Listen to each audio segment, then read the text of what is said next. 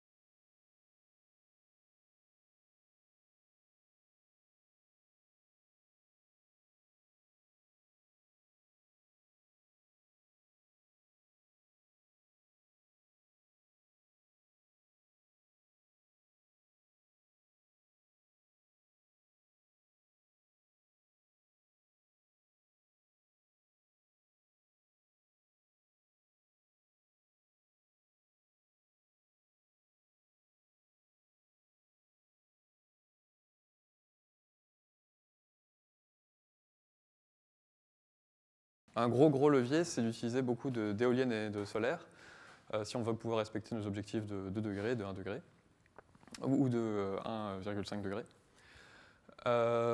Et donc, dans le cas du système électrique, une propriété du système, c'est que la production doit toujours être égale à la demande à tout instant et à tout endroit. Or, à la fois la production et la demande, comme on l'a dit, vont dépendre de plus en plus de la météo. Pour la demande, comme vous le savez sûrement, en France, la demande est très dépendante de la température déjà. En France, ici, j'ai représenté un petit graphe où on voit la demande journalière pour différents pays en fonction de la température. Et on voit qu'en France, donc c'est la courbe noire ici, la demande augmente en moyenne 2,4 gigawatts lorsqu'on perd 1 degré, ce qui est énorme. C'est l'équivalent en moyenne de démarrer 2 centrales nucléaires à chaque fois 2 réacteurs nucléaires à chaque fois qu'on perd 1 degré. Donc c'est déjà très dépendant de la température. Et ici, je parle de l'échelle européenne, donc, parce que c'est l'échelle qui est pertinente pour le système électrique, je vais en parler plus tard. À l'échelle européenne, donc, on s'attend à ce que la part de l'électricité, du fait de l'électrification, va augmenter fortement. Donc tout ça pour dire qu'on on aura toujours ce problème qui va croître de la dépendance à la météo. Et du côté de la production, à l'échelle mondiale, c'est à peu près 2/3 qui viennent du charbon et du gaz. Et donc le principal levier, comme j'ai dit, c'est de passer aux énergies renouvelables variables comme l'éolien et le solaire. Et on pourrait avoir des fortes taux de pénétration de renouvelables. Donc pareil, là si je prends certains scénarios, ça pourrait correspondre à de l'ordre de 60 à 80% de l'électricité européenne qui serait produite à partir de ces énergies d'ici 2050. Donc une forte part de ces renouvelables variables. Et donc ça veut dire qu'on pourrait avoir des fluctuations, et en particulier des fortes fluctuations, à la fois de la demande et de la production renouvelable, ou des fluctuations donc combinées de demande et de production. Et ce sont des fluctuations qui peuvent se produire sur des échelles de temps assez larges, donc allant de la seconde à quelques années du fait de la variabilité naturelle du climat dont on a parlé ces 3 derniers jours. Et donc, toutes ces échelles de temps pourraient demander des solutions de flexibilité adaptées. Et donc ici, en particulier, je vais regarder des événements qui durent assez longtemps, de l'ordre de plusieurs dizaines de jours, comme vous allez voir. Donc l'échelle qui est pertinente pour le système électrique, c'est donc l'échelle européenne, parce que tous les pays sont interconnectés. Donc en particulier, par exemple, si en France, on a un fort besoin en demande, mais qu'on ne produit pas assez, on peut demander à nos voisins, on peut importer l'électricité de nos voisins. Mais c'est également pertinent du point de vue de la météo, car l'échelle synoptique, donc à peu près l'échelle des anticyclones et des cyclones, c'est de l'ordre d'environ 1000 km, et donc il y a des corrélations spatiales entre différents pays, et donc c'est possible que s'il y a une faible production renouvelable dans un pays, ça peut être aussi le cas dans les pays voisins, et donc il faut pouvoir prendre ça en compte. Voilà, donc c'est pour ça que je regarde l'échelle européenne. Et ce qui m'intéresse, Donc la question générale qui m'intéresse, c'est est-ce que ces événements extrêmes sont importants pour le système électrique européen? Et en particulier, pour ces, pour ces fluctuations extrêmes, moi, je me pose la question de est-ce que ça peut être important pour le design de ce système électrique? Est-ce qu'il permettrait de dimensionner les besoins de flexibilité pour le système électrique futur? Et également, quelles peuvent être les conditions météorologiques associées à ces événements extrêmes-là? Donc là, j'ai fait une slide juste pour justifier le fait de regarder des événements qui peuvent être très extrêmes. Donc moi, dans mon cas, ce qui va m'intéresser, ce sont des événements qui peuvent être aussi rares qu'avec des temps de retour de 100 ans, voire même plus, peut-être 1000 ans. Donc ça peut paraître énorme. Mais ici, je le justifie en parlant d'un point de vue de la gestion du risque. En fait, si on a un événement, même s'il a une très faible probabilité, si son impact est important, ça peut valoir le coup de le prendre en compte. Et si je vais regarder des événements avec un temps de retour de 100 ans, ça ne veut pas dire qu'il va venir en moyenne dans 100 ans, mais c'est qu'il a une chance sur 100 de se produire la prochaine année. Et une autre façon de le dire, c'est qu'il a une chance sur 10 de se produire la prochaine décennie. Donc, vu de ce point de vue-là, ça peut commencer à devenir des événements intéressants à prendre en compte. Donc, c'est typiquement les types d'événements qui vont m'intéresser. Alors, j'ai essayé de passer... Zut. Je crois que je n'ai pas sélectionné les slides. Voilà. Donc si je veux étudier des événements aussi rares, le problème c'est que, comme l'a dit Corentin, c'est qu'on a besoin de beaucoup de données. Et par exemple, pour étudier des événements qui viennent en moyenne tous les 100 ans, il me faut au moins 100 ans de données pour les observer au moins une fois.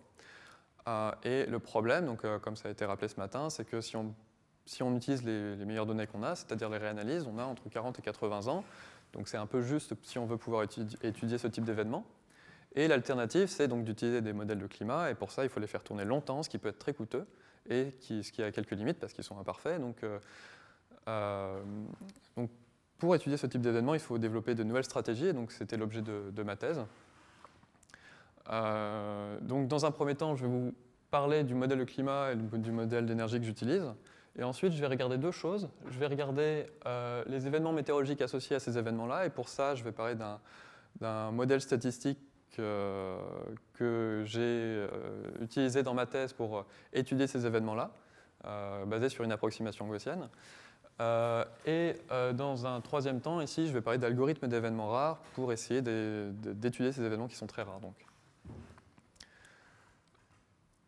Donc, moi, dans ma thèse, j'ai utilisé le modèle qui s'appelle CESM. Donc c'est un modèle développé par NCAR et c'est typiquement le type de modèles qui sont utilisés pour les expériences CMIP, qui typiquement sont utilisés dans les rapports du GIEC. Dans ce modèle-là, j'ai une configuration où il y a uniquement une composante d'atmosphère dynamique et de sol pour me faire des simulations en climat stationnaire. Et j'ai donc une simulation, donc au laboratoire on a fait une très longue simulation, donc c'était en particulier fait par Francesco Ragone, une très longue simulation de 1000 ans en climat stationnaire qui représente les années 2000. Donc l'idée c'est toujours d'avoir beaucoup de données pour pouvoir étudier les queues de distribution, donc les événements extrêmes. Et donc je peux pointer tout de suite des limites de ce modèle, c'est que on n'a pas de modèle d'océan, et en particulier la température de surface de l'océan est prescrite. Également, je vais insister sur le fait qu'on n'étudie pas le changement climatique, on est vraiment en climat stationnaire, en particulier la concentration de CO2 est fixée. Donc il faut voir ça plutôt comme 1000 années météo possibles dans les années 2000 et pas comme une évolution du climat sur 1000 ans. Donc c'est 1000 scénarios météo possibles. Et donc maintenant que j'ai un modèle de climat, j'ai un ensemble de variables météo qui sont gris à chaque point de grille, et je vais utiliser un modèle de production et de demande donc, qui viennent ici en particulier de ce papier-là en haut à droite de Karine Vanderville, dont Corentin a un peu parlé ce matin.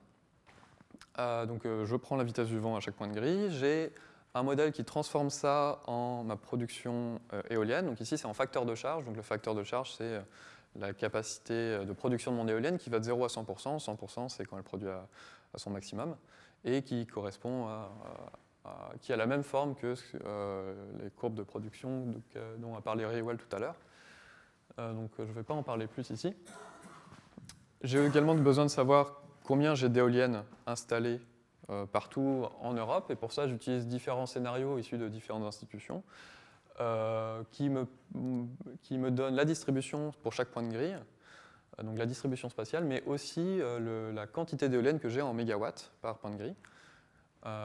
Donc ici, j'ai utilisé plusieurs scénarios dans ma thèse, mais en fait là, je vais parler dans la suite que d'un seul scénario. Et donc, en ayant mon facteur de charge et en sachant combien et où sont mes éoliennes, je peux calculer la production totale en Europe. Donc ici, c'est ce que je représente là. Donc chaque point représente une production journalière éolienne. J'ai beaucoup de points parce que j'ai 1000 ans de données. Ici, c'est centré en hiver qui va être la période qui va m'intéresser le plus. Et on voit qu'en moyenne, j'ai une production éolienne qui est plus élevée en hiver, ce qui est attendu, également une variabilité plus importante ici.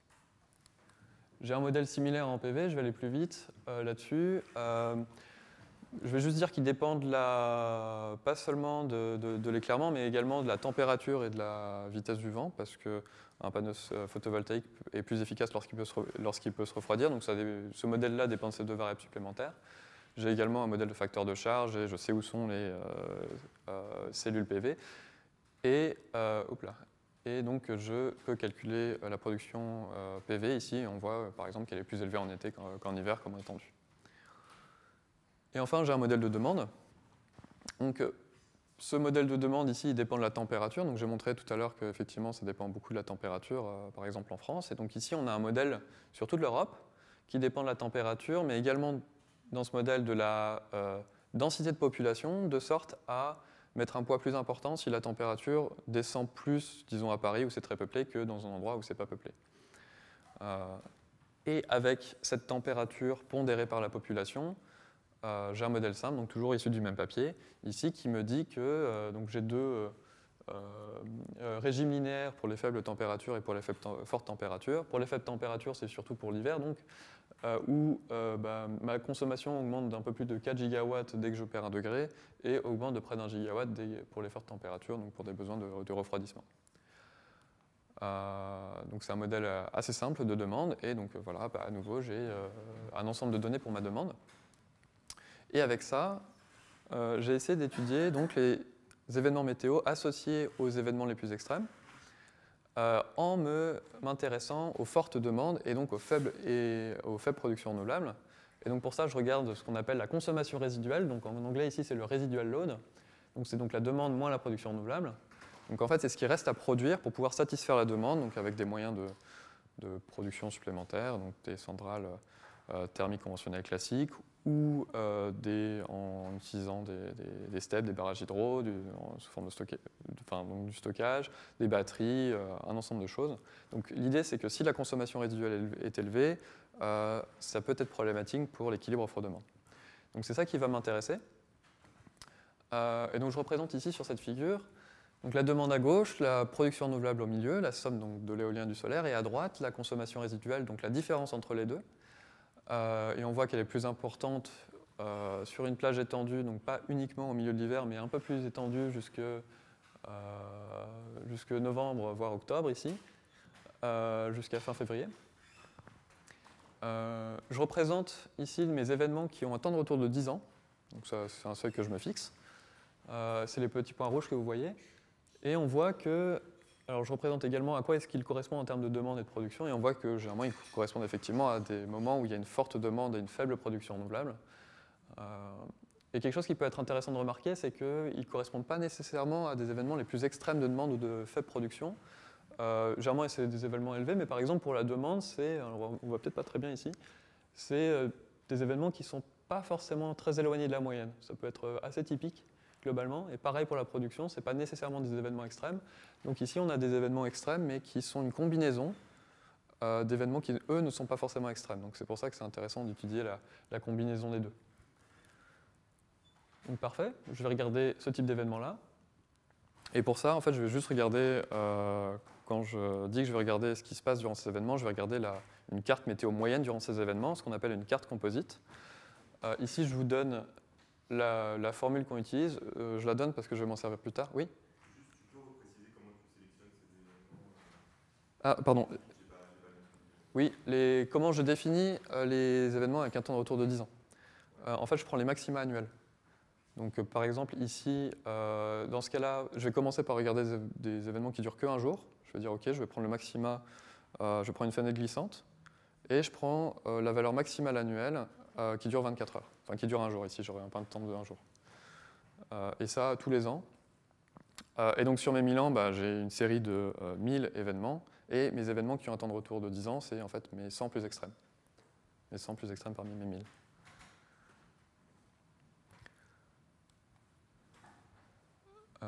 Donc voilà, donc si je veux, donc là je vais regarder une carte, ce qu'on appelle une carte composite, donc c'est la moyenne d'une carte météo. Par exemple, X, ça va être ma carte météo de, disons, ma température. Et donc la carte composite, c'est conditionné à une certaine valeur d'une observable. Donc ici, ça va être ma consommation résiduelle, grand A. Et je suppose que grand A est plus grand qu'un certain seuil qui correspond à mon temps de retour de 10 ans, par exemple. Et donc ici, c'est assez simple. Je prends, pour tous ces événements qui ont un temps de retour de 10 ans, je vais faire la moyenne de ces cartes ici, donc de mes 100 cartes les plus extrêmes. Et donc ce qu'on obtient dans ce cas-là, et ça ressemble un petit peu aux cartes que vous avez pu voir ce matin par exemple, c'est que on a une combinaison de plusieurs événements qui sont adverses, on va dire. Donc ici, c'est des cartes où on regarde une anomalie par rapport à la moyenne. Donc si c'est positif, c'est que c'est plus, par exemple la température positive, c'est que c'est plus élevé que la moyenne, négative, c'est que c'est plus bas. Et donc on voit que durant ces événements-là, on a une température qui est plus faible, mais qui est plus faible presque partout en Europe, et de plusieurs degrés. Donc c'est étendu sur tout le continent. En même temps, on a des faibles vents également sur toute l'Europe, et en particulier concentrés autour de la mer du Nord, là où on peut avoir une forte concentration d'éoliennes et d'éoliennes offshore en particulier. Et qu'en même temps, si je regarde l'irradiance solaire, sur l'Europe du Sud, on voit qu'elle est plus faible que la normale dans des endroits où on peut avoir un potentiel de production PV plus important et donc peut-être plus de PV également. Donc ce type de carte, c'est assez cohérent avec ce qu'on peut trouver dans la littérature.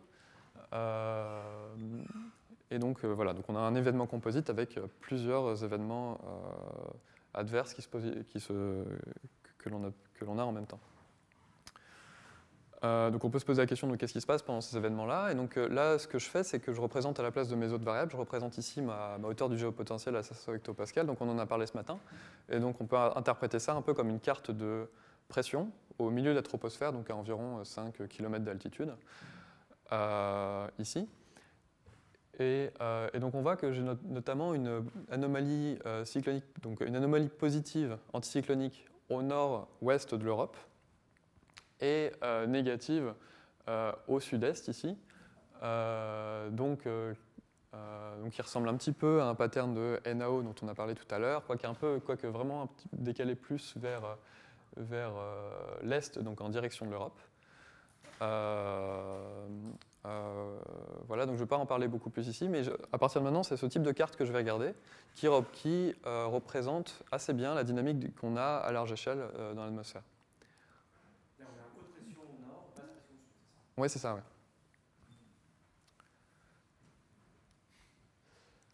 Et donc jusqu'à présent, j'ai regardé des événements qui ont un temps de retour de 10 ans, donc qui sont relativement rares, mais pas tant que ça pour le type d'événement qui, moi, m'intéresse.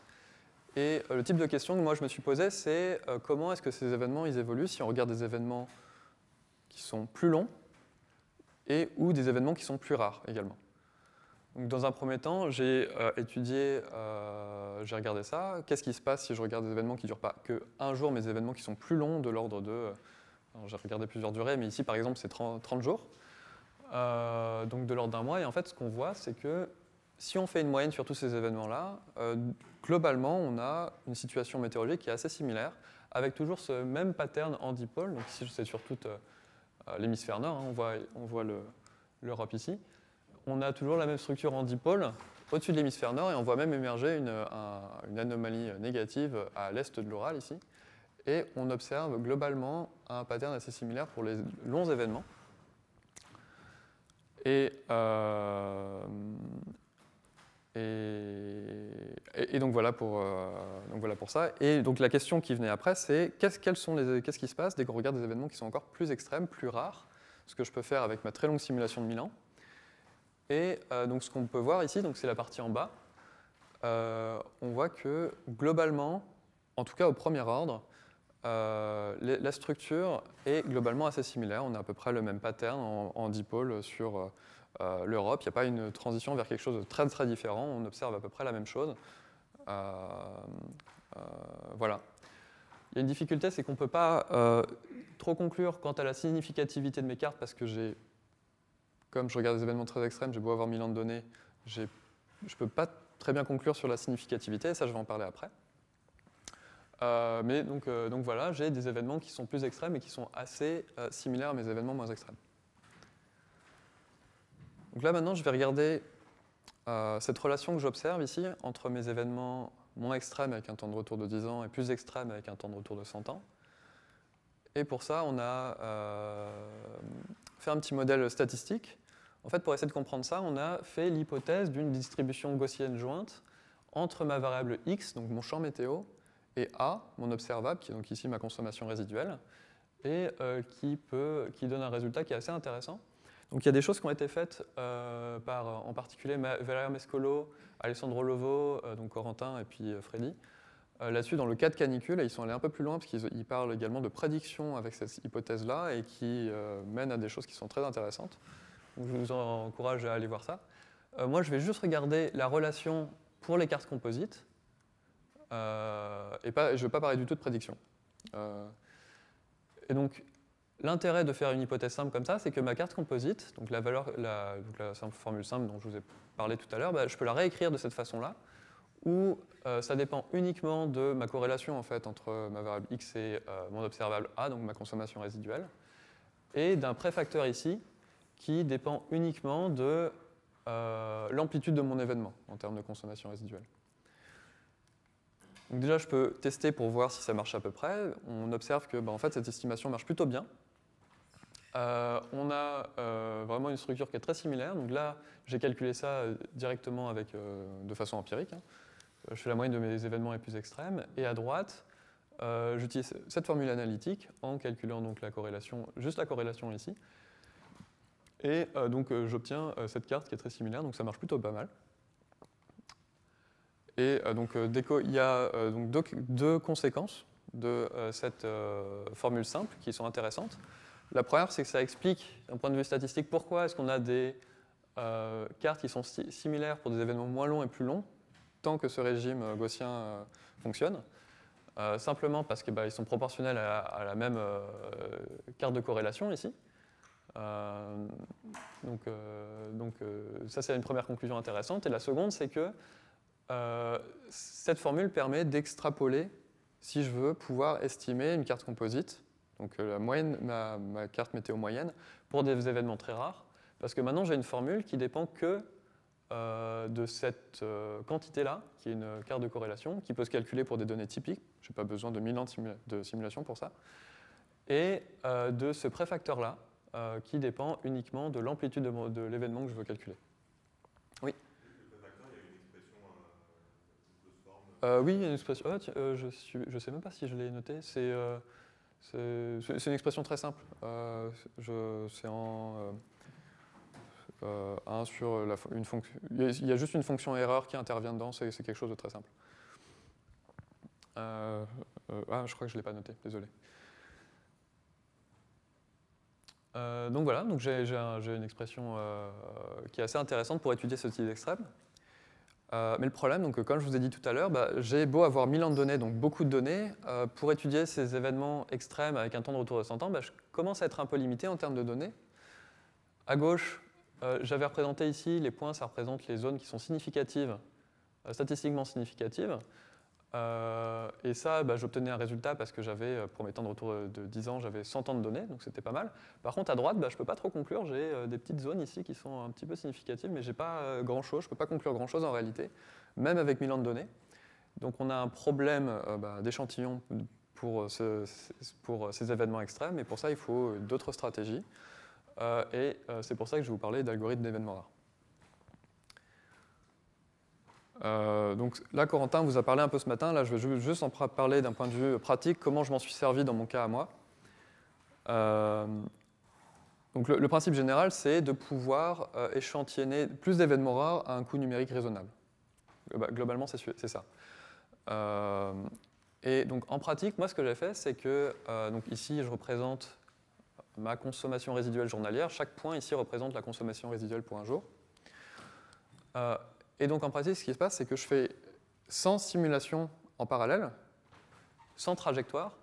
Chaque trajectoire est donc une simulation de mon modèle de climat que je fais tourner en parallèle. Elles sont toutes initialisées avec des conditions initiales qui sont indépendantes, okay, issues de ma simulation de Milan, qui est ma simulation de contrôle. Et ensuite, donc je les laisse évoluer. Et ensuite, à intervalles réguliers, donc ici tous les 5 jours, je regarde les simulations qui m'intéressent le plus. Je les sélectionne selon une certaine règle. Celles qui m'intéressent le plus, je les perturbe un peu, elles continuent. Et les autres, je les supprime, de sorte à avoir toujours 100 trajectoires. Et la façon dont ces trajectoires sont sélectionnées, en fait, c'est simplement, donc pour ça on a besoin d'une fonction de score, on en a parlé un peu ce matin, et donc ici ma fonction de score, en fait, c'est juste la moyenne de ma consommation résiduelle des 5 derniers jours. C'est tout simplement ça. Donc en fait, ça fonctionne selon une hypothèse de persistance. On fait l'hypothèse que si la consommation résiduelle est forte au début, elle sera forte plus tard. Donc c'est une hypothèse assez simple, on va voir que ça fonctionne, mais ça peut être discutable et on peut faire des améliorations là-dessus. Et notamment, c'est une des choses dont on va vous parler à Maury par la suite. Donc moi je fais juste cette hypothèse-là. Et donc je fais tourner mes 100 trajectoires en parallèle. Ici je les initialise en novembre et je les termine fin février, donc ça dure 120 jours, 4 mois, c'est la période où la consommation résiduelle est la plus élevée. Et donc ce que j'obtiens, c'est ça. Donc j'ai fait 5 expériences différentes en faisant tourner 100 trajectoires en parallèle. À gauche, ici, c'est ma distribution pour ma simulation de Milan. Et je représente ma consommation résiduelle. Donc ici, c'est des valeurs sur 30 jours. Et on voit que, par définition, mes événements extrêmes, qui sont en rouge ici dans la queue de ma distribution, avec un temps de retour de 100 ans, ils sont par définition très rares, ils sont tout juste dans la queue de distribution. Alors que pour mes résultats obtenus avec l'algorithme d'événements rares, ça devient des événements qui sont typiques, qui sont au cœur de la distribution ici. Donc ça devient des événements normaux pour cet échantillonnage. Et en plus, j'obtiens des événements qui sont encore plus extrêmes, plus rares, dans la queue de distribution que je n'aurais pas pu obtenir avec une simulation directe. Et donc en termes de temps de calcul ici, je peux voir que avec Milan de simulation, j'obtiens 10 événements indépendants avec un temps de retour de 100 ans, mais qu'il me faut l'équivalent de 33 années de simulation pour faire une expérience, auquel je peux ajouter les 100 ans qui sont nécessaires pour avoir les conditions initiales éventuellement. Et avec ça, j'obtiens en moyenne 9 événements rares avec un temps de retour de 100 ans indépendant. Et donc il y a deux façon de le voir. Donc soit avec un même coût de calcul, je peux avoir beaucoup plus d'événements rares, soit avec un coût de calcul beaucoup plus faible, je peux en avoir autant. OK ? Et du fait de la façon dont on sélectionne les trajectoires, on peut, donc ce qu'on a vu ce matin, on peut reconstituer la probabilité qu'avait cet événement de se produire. Et donc par exemple, je peux faire des courbes de temps de retour comme celle-ci. Donc on a le temps de retour, alors ici on a psis. En ordonnée ici, c'est ma consommation résiduelle pour ces événements de 30 jours ici. En bleu, c'est ma courbe de temps de retour pour ma simulation de contrôle de Milan. On voit que ça va jusqu'à Milan. Et donc en orange, c'est ce que j'obtiens pour mon algorithme d'événements rares, mes 5 expériences. Et on voit que j'ai des temps de retour qui vont jusqu'à plus de 6000 ans, ici. Et donc, qu'est-ce que ça permet de nous dire ? Déjà, ça permet d'estimer des probabilités pour des événements encore plus rares. Et donc, ce type de courbe de temps de retour permet d'interpréter un petit peu quels pourraient être les besoins en termes de flexibilité pour le réseau. Donc, par exemple, si je suppose que j'ai un système électrique qui est dimensionné pour faire face à une consommation résiduelle donc ici, qui a un temps de retour de 10 ans, donc ça correspond ici à 206 gigawatts en Europe. Et si je faisais l'expérience d'un événement qui a un temps de retour de 100 ans, j'ai un besoin de 21 gigawatts supplémentaires, donc ici sur une période de 30 jours, donc c'est assez long, donc pour lesquels il faudrait que je trouve des moyens complémentaires. Et si j'ai un événement qui a un temps de retour de 1000 ans, ici je monte plutôt à 30 gigawatts, donc ça peut permettre de montrer les besoins de flexibilité importants si jamais on voulait que notre système électrique soit dimensionné pour ce type d'événement. C'est pas impressionnant les différences en fait. Enfin, c'est pas juste une mais Oui, on est de l'ordre de plus 10% là. une configuration vraiment exceptionnelle pourrait être très très embêtante Ouais. et nécessiter de doubler la capacité de production, non en fait. Oui, non, effectivement. Après, ici, on est sur des événements qui peuvent durer 30 jours, donc pour lesquels il faut faire face. Ensuite, après, il y a un ensemble de mesures qu'on peut prendre, type gestion de la demande, démarrer des centrales à gaz, voilà. Oui, j'ai des cours similaires. Alors, pas avec mon algorithme d'événement rare, je vais en parler après. Mais j'ai le même type de courbe de temps de retour. Alors ici, je n'ai pas les chiffres en tête, mais effectivement, je peux les avoir. C'est quand même 10%. C'est-à-dire qu'il faut surdimensionner 10%. C'est 10%, mais c'est pas du tout l'habitude. En fait. C'est pas énorme, mais c'est pas du tout la manière dont les gens pensent au système. Je sais pas, Laurent disait qu'il y avait la moitié des l'électricité qu'on produisait qu'on utilisait en moyenne.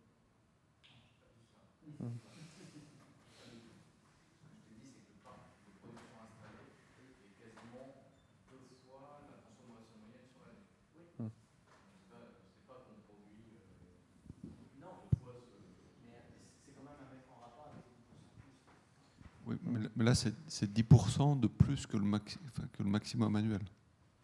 C'est pas 10% de plus que la moyenne.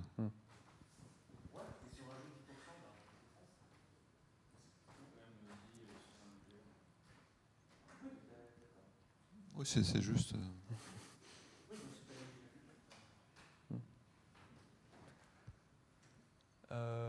Il y a une question. Tu as plusieurs questions, Bastien. Je veux, du coup, si je.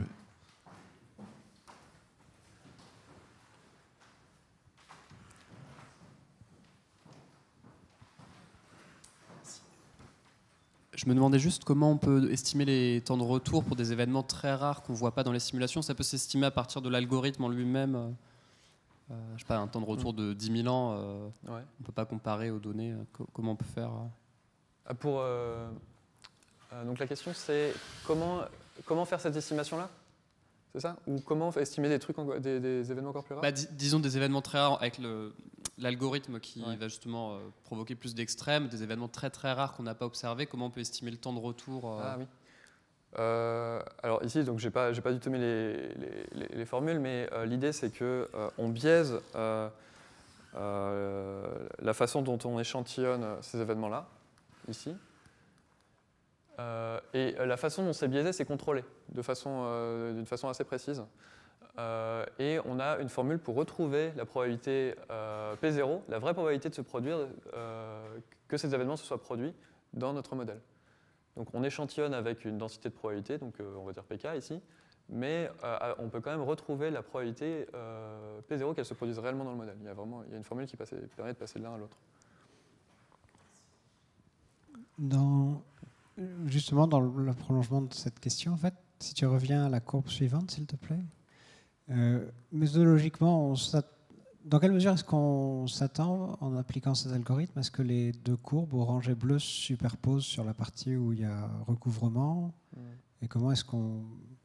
Là, l'écart qu'il y a entre les deux, comment est-ce que vous l'interprétez? Oui, en fait, ici, on voit que ça se représente plutôt bien pour la partie temps de retour 100 à 1000 ans, donc c'est après la plage où c'est pertinent d'utiliser l'algorithme. En dessous, dans tous les cas, autant utiliser un modèle normal. Mais ici, effectivement, j'ai un petit écart pour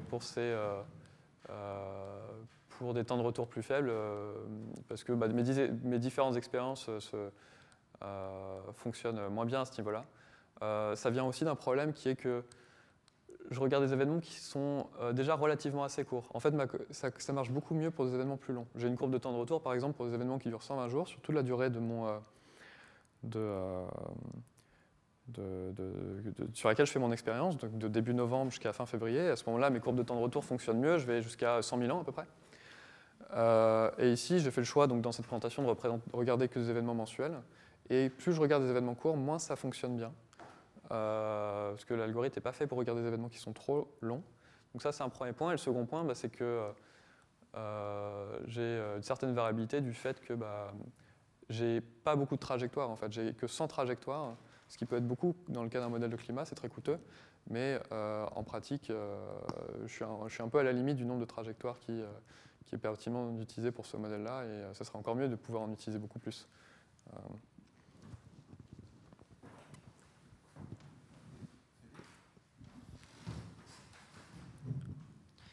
Moi, j'ai juste une question sur la limite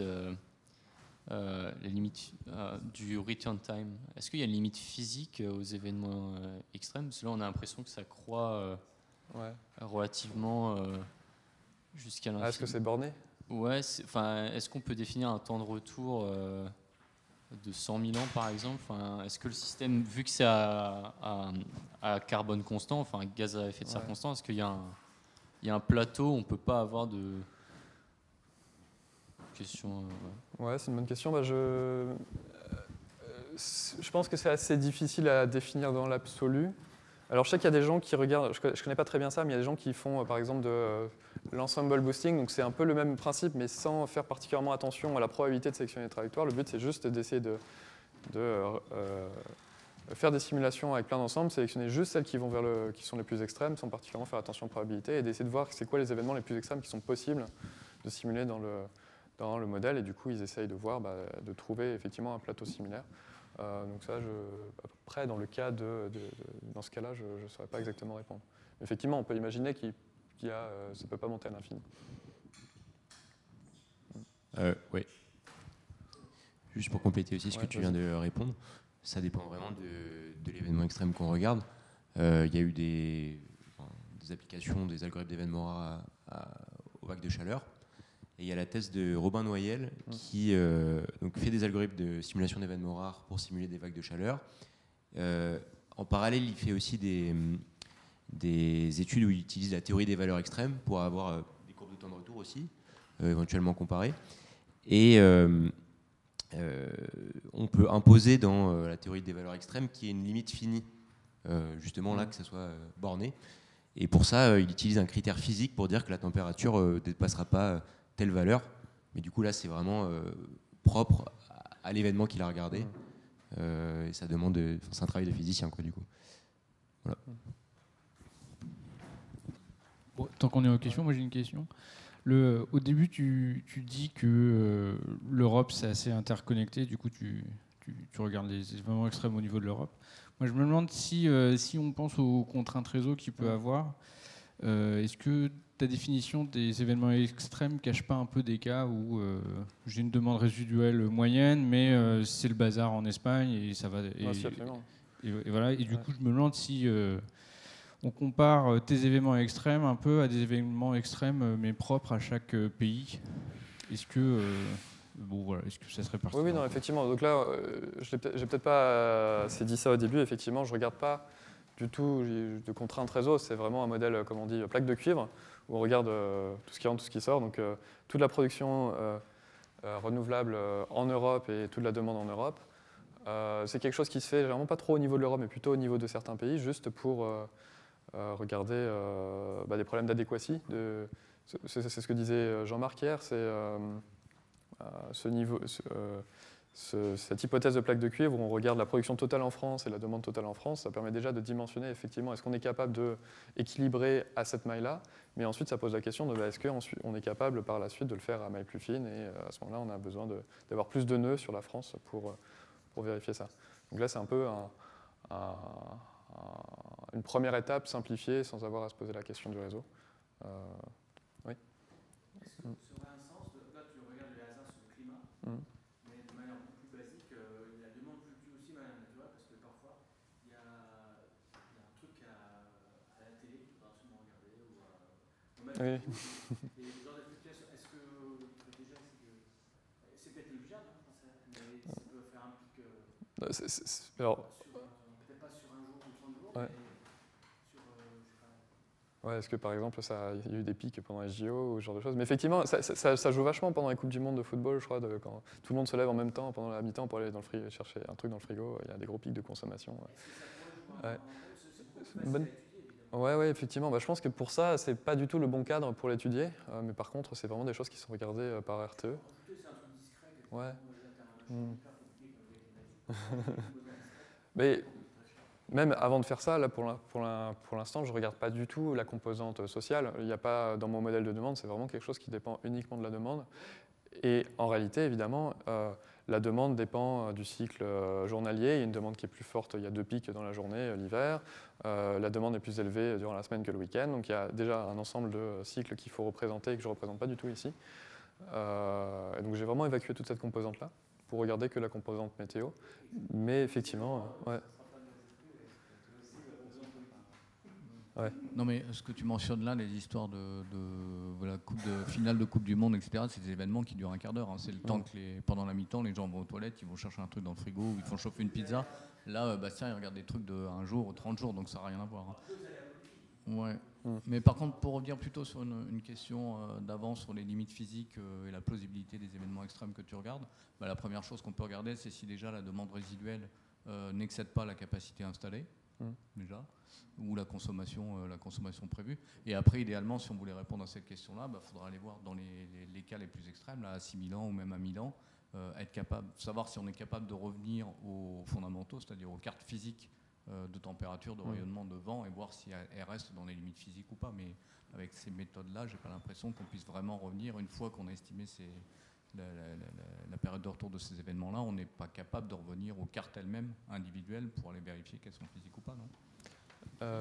Si, bon, voilà. Donc, la bonne solution, c'est d'aller revérifier que les résultats qu'on a, du point de vue physique, quand on regarde les cartes, elles sont pertinentes, quoi. Ouais. Il y a une question. Tu as terminé ? Pardon ? Ouais, juste une petite question. Tu as montré tout à l'heure les événements extrêmes, avec un temps de retour de 10 ans, et en fait, c'est assez frappant qui se situe depuis novembre jusqu'à février ou mars, donc pendant une grande partie de l'année. Mais si on se limite à ceux avec un temps de retour de 100 ans, est-ce qu'eux, ils sont plus concentrés à une période de l'année ? Oui, bonne question. Un petit peu plus. Si je reprends... Hop là. Ah bah en fait, il faut que je remonte un petit peu. Ah non, j'ai passé, pardon. Donc là, ici en fait j'ai un seuil qui représente mes maxima et c'est comme ça que je représente mes temps de retour de 10 ans. Et effectivement, ici, vu que j'ai une enveloppe qui c'est pas un plateau, mais on a une enveloppe comme ça. Donc si je mets un seuil qui est un peu plus élevé, ça se concentre un tout petit peu plus, effectivement. Donc c'est un petit peu moins, ça se produit un petit peu moins en novembre qu'en février, mais ça ne l'exclut pas du tout.